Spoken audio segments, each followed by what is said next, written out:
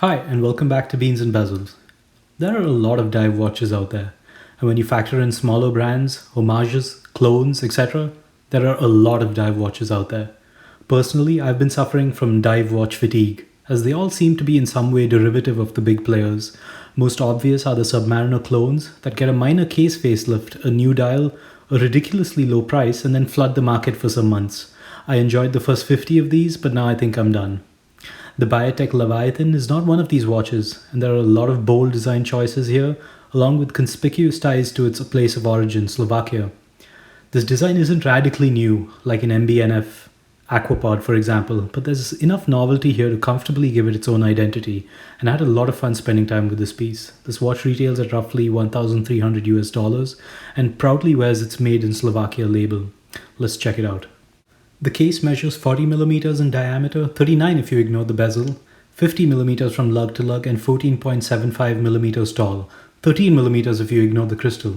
The entire case is polished and is coated with the brand's Nantec coating, which increases the hardness to about 600 HV on the Vickers scale.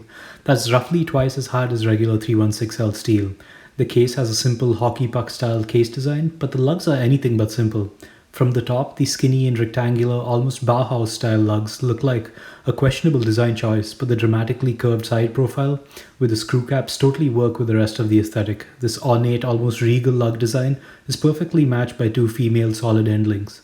The bezel is quite narrow but still very legible. The bezel teeth are very similar in design to the Rolex Submariner style of ridges, and the bezel is very easy to grip and operate.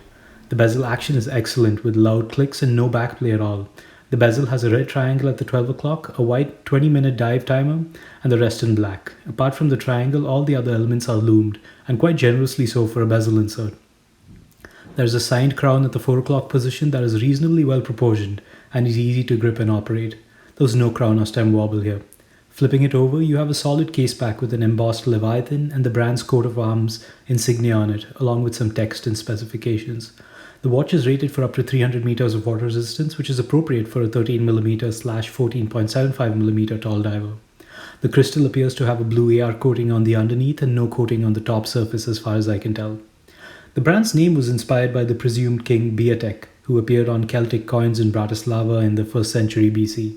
Yes, I read that on Wikipedia. What I really like about this watch is that the rest of the dial and the color choices on this particular model both continue to echo this Celtic design aesthetic, making it quite a unique piece.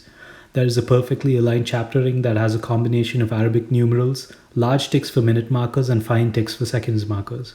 This is easily legible when you need it and does a good job of blending into the dial when you don't. You then have a separate set of circular minute markers that surround the hour indices. Between the circular dots here and on the bezel, this really drives a big part of the watch appearance, and I think it works.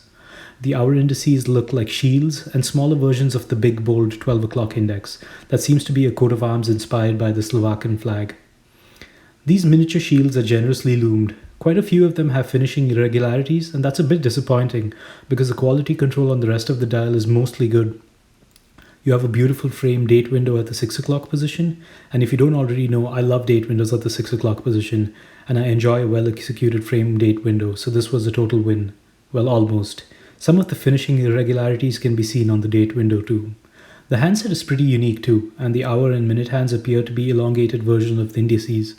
Really neat way to tie the whole design together, and this particular design allows for generous amounts of loom to be filled. The seconds hand is red tipped with a lollipop style loomed element. I love a loomed seconds hand, so this is another big win for me. The finishing on the hands is mostly good, but there are some areas of the same irregularities, scratches mostly. This is a shame because those are the only real issues on an otherwise amazing dial.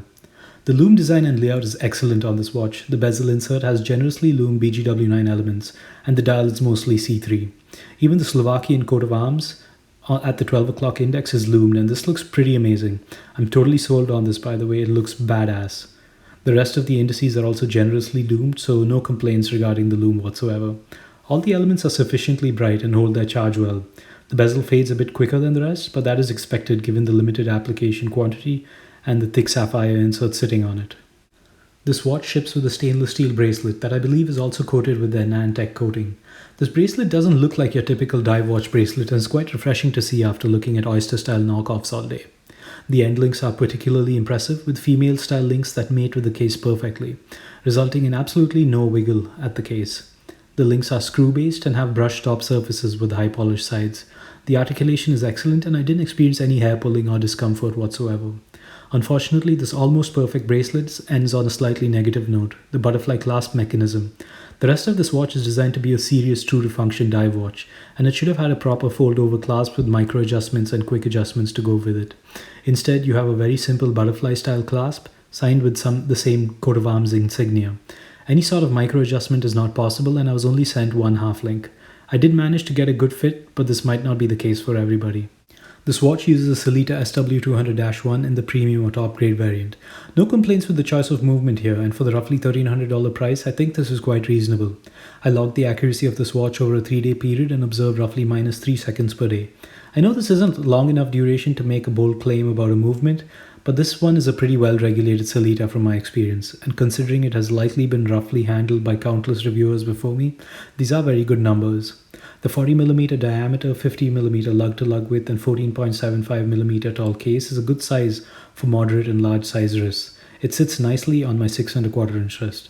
Don't let the 14.75mm height put you off because nearly 2mm of that is the crystal.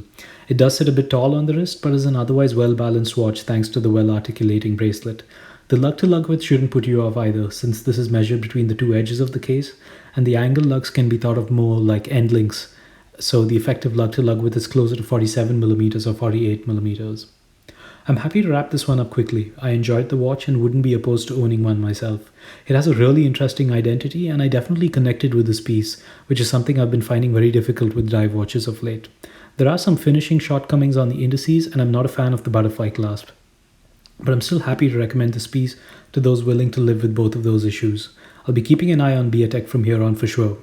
Once again, thanks for watching and don't forget to read the full-length review in the link below.